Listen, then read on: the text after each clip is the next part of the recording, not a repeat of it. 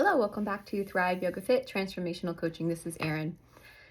So I'm going to hop right in today because I've been bopping around having lots of clients, people signing up for retreats, trainings, programs. Like I said, these past couple weeks, I've been sort of coming back into myself, coming home. And, I've really remembered the importance of spiritual community and how it is pivotal for people who are on the path to be around other people who are conscious and who are doing inner work and personal development, because it's very easy to feel kind of like an alien out there, especially because a lot of people, was like 85% of the population is vibrating at the frequency that's lower than 200. And those of us who work to bring ourselves more into a space of joy and love, compassion, understanding, typically our vibration's a little bit higher, right? So higher vibes, there's something to that saying. So today's podcast is about the importance of that spiritual community and how that fosters compassion. Because first and foremost, we're human. And so we have egos, we have difficulties, we have traumas, we have loops that we get into, of course, because we're having this human experience of all of our senses being plugged into this giant movie screen. And you can taste it, you can smell it, you can see it, you can feel it. How could it not be real? And, especially with the stories of the mind, we call them samskaras. And also 95% of your existence, as far as your thoughts and what's leading the show, is your subconscious. So it's important to be around other people who are doing spiritual work, inner development, and making contact with the subtle energies that we have that exist within. Because even if we are doing this work, we all have triggers. We all have stuff that's stuck in the nervous system. And so when that gets poked, prodded, we have a tendency to go back into those loops, and then we go back into the traumas. And then even though we're making progress, we're evolving, it can be like, gosh, I can't believe that I reacted that way. And then sometimes we'll shame ourselves, we'll shut ourselves down.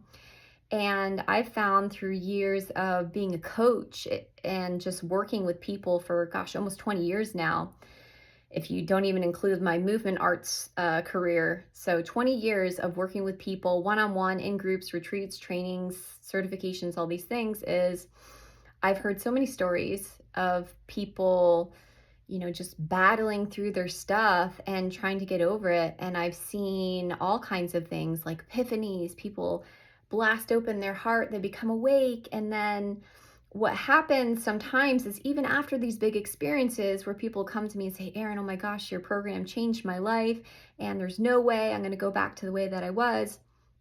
If we don't have these higher frequencies around us, we are susceptible to kind of going back into those lower frequencies, back into the old loops.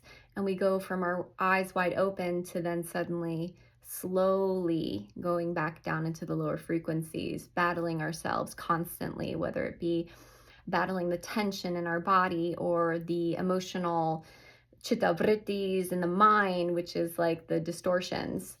It's important to have people around us that have empathy and that can say something like, hey, I know how you feel, or being able to share our stories in safe spaces without judgment and rather compassion, because then that helps us to sort of kickstart that frequency again and come into heart coherence with the other people, and then raise the vibration together. It's one of the reasons why I own a yoga studio, Thrive Yoga and Fitness, is because I realized, I like to say affectionately to myself that about 3 or 4 years into owning a studio, I got my head out of my ass and I realized that community is everything. So even our leaders, we had a gathering recently, and there's chiropractors, acupuncturists, yoga therapists, doctors, like medical doctors, Western trained, allopathic, naturopathic, all coming together and just talking about their stuff. And, just maybe having a point to expound upon where we talk about like the importance of compassion, or the importance of forgiving ourselves, or how it's just like, wow, like I'm doing so good, and then all of a sudden I cursed out my partner. And so I want to tell you that you're human and it's okay. And as we change these patterns, and a lot of these patterns run so deep, it goes back to infancy and the relationship that we had with our parents and attachment styles. And if our parents were going through their own stuff and then they weren't there for us in the way that we needed them to be, it's all lessons. So we're all in this together. We're all learning lessons together. So I have created a little thread for those of my people who are around the Florida, Bradenton, Sarasota, St. Pete, Longboat Key, even above and beyond to Orlando in Florida. And it's a WhatsApp group. So if you are local to that area, you can reach out to me, Erin@erincoach.com, if you want to be added to that thread. There's a lot of free stuff that we do, and there's also offerings for paid events of, like I said, it's a collection of different healers and different professionals that are coming together for community, for fellowship. And we need it, again, because there's just too much there out in the world that is jostling our nervous system, that is, telling us like, oh, you should like this, you should want this, you should be this, you should look like that, you shouldn't look like that, you should eat this, you should. It's so confusing. And the thing is like nowadays, it's almost necessary to be plugged into these sort of alternate universes like social medias or, online forums. And it's a mixed bag. You get some people that, they're sort of projecting their story. And then if, again, we go back into those loops, and 95% of the time we're run by old subconscious programming that needs to be upgraded, then we can get kind of pulled into that, and it can bring up doubt for us. We can look at ourselves with less reverence and love. Whereas when we have those times, hopefully, once a week, a couple times a month, more than just, I have people that come to programs, or I've met people that go to programs, and it's like twice a year I go to the Joe Dispenza something or another, or Louise Hay inspired this or that, or coach training, or yoga teacher training, or retreat, or whatever. And those times are so valuable because it's a time where we remove ourselves from our usual routine situation and the people that we're around. And hopefully we come into a community of people who are higher vibrating, who have skill in swadhyaya, self-study, introspection, and, have some versing in some kind of spiritual scripture, whatever that is, right? There was a teacher I had, Michaela Grace, and she said, doesn't matter what you believe, Jesus, Muhammad, plebeians, donuts. That was really funny. It doesn't matter like who your God source is or who your connection to higher source is, as long as you have that. And I think that is the thread that brings us all together. And as we work to continue coming back into that higher vibrating God space, that we need to have other people around us that are also doing the work, and imperfectly, because everyone's imperfect. I've been doing this podcast for, I think it's like 12 years now, 11 or 12 years. And, I usually record a podcast a week, but there's a handful of times per year where, I don't know, something's going on, I don't get to it, and it's just like time runs out, whatever, and I have to miss a week. And that happens, right? It's imperfect. But I didn't say, oh gosh, I missed that week, I should just stop it, right? Or I missed my yoga practice that day, like, oh gosh, I'm a failure. Like, it can be easy to get into that mindset, the sort of do or die, has to be perfect. But that is another way that the ego has its grip on us.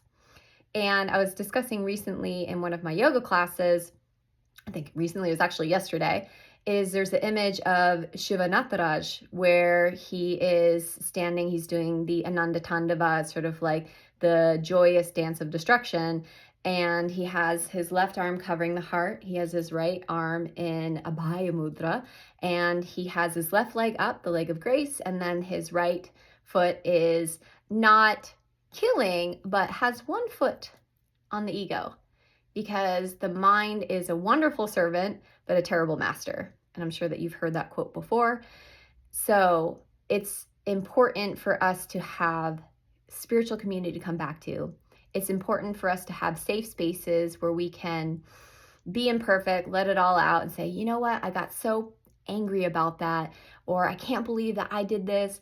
And to have somebody compassionate help to pull us out of shame and guilt and those lower vibrating emotions that it can almost feel satisfying sometimes to like to feel like we have to punish ourselves or shame ourselves. There's like some part of the brain that feels like, ah, yes, you deserve this. And being around other people that are like, wow, like one of my go-to mentors is Franny Hoffman. I love her. And by the way, she has a book on Amazon. If you search Franny Hoffman, I believe it's the Doorway to Grief and Loss. Powerful book. But just being around her and like sometimes telling my story, she'll say, oh, wow, that's so hard. How are you dealing with that? Like, oh gosh, you have so much going on. And she'll just be so compassionate, understanding, not coddling, because I repel from that. Maybe because my mother was bipolar and she didn't have a lot to offer me as far as emotional support. And so if I have coddling, it's like, oh, don't try to be my mommy. I don't want a mommy. But having a compassionate feminine figure that reminds me that, oh yeah, take a step back, Erin. Look at all that you've done. Look at all that you've accomplished. It kind of helps to put things into perspective to have that outside compassionate voice come in sometimes. So I hope that I've sold you on how important spiritual community is. And like I said, we have a WhatsApp thread that I've started, and I have listeners who have been listening to this podcast since the get. I have other people that just kind of stumble upon because I've been doing this for so long. It just randomly comes up in a search. But if you'd like to be a part of that community, it's not necessarily online. We do meet in person. But if you're online, not local, maybe you fly in for something, or maybe you just want to be a part of that little banter. You can reach out to me, Erin@erincoach.com. I'm happy to add you. And, in that group, we treat each other with respect, reverence, love. Questions are fine, all that. So find yourself a good community. And if you don't have one, make one, because you are the co-creator. And again, that's the reason why I have a yoga studio. That's the reason why I do the things that I do. And I see other people, other leaders doing, managing groups and things. And there's like so much time and effort that they put into doing this. And so when I see somebody doing that, I usually take them on. I'm like, hey, listen, I get it. Like, it's hard to stand up and be the leader because it takes a lot of effort, consistency, so on and so forth. So thank you. Thank you for your time. So whether you're one of those people that initiates these kind of gatherings, or if you're participating, like, give a pat on the back to the person who is managing or leading, or is the space holder for these events, because it does take effort and it is needed, so needed. And the good news is that for every person who reaches a higher frequency of above 500, just being in your presence, there can be up to 750,000 people whose consciousness is also raised just by being around you. And if you've ever been inside of a temple with sacred geometry, if you've ever been around an enlightened person, I remember very clearly there was this yogic nun, and her name was Gendamo. And she's like a redhead, but her head was shaved. And I remember being around her, and I could literally feel the positive energy hopping off of her.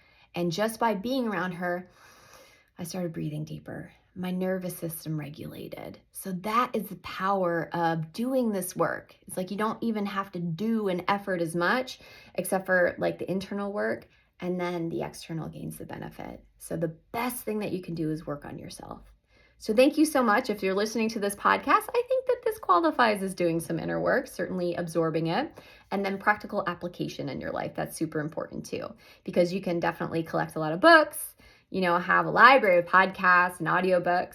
But if you're not showing up and you're not trying to practice this in your life, you're missing a huge chunk of the opportunity to be able to apply your spiritual practices. And so why not? It's like gathering candy and not eating the candy. So I hope that I've inspired you. And again, find a spiritual community, create one, be a part of one. It's necessary for the path. So thank you. Om Namah Shivaya. I hope you have a wonderful day, and thank you so much. A couple of announcements on my end. I do have an Activate Your Inner Healer retreat coming up in January if you're interested in that. That's January 16th through the 20th. And then I have a yoga teacher training starting in February of next year if you want to engage in that. And then we also have a retreat in Thailand if you're interested. So thank you so much for your time, and namaste.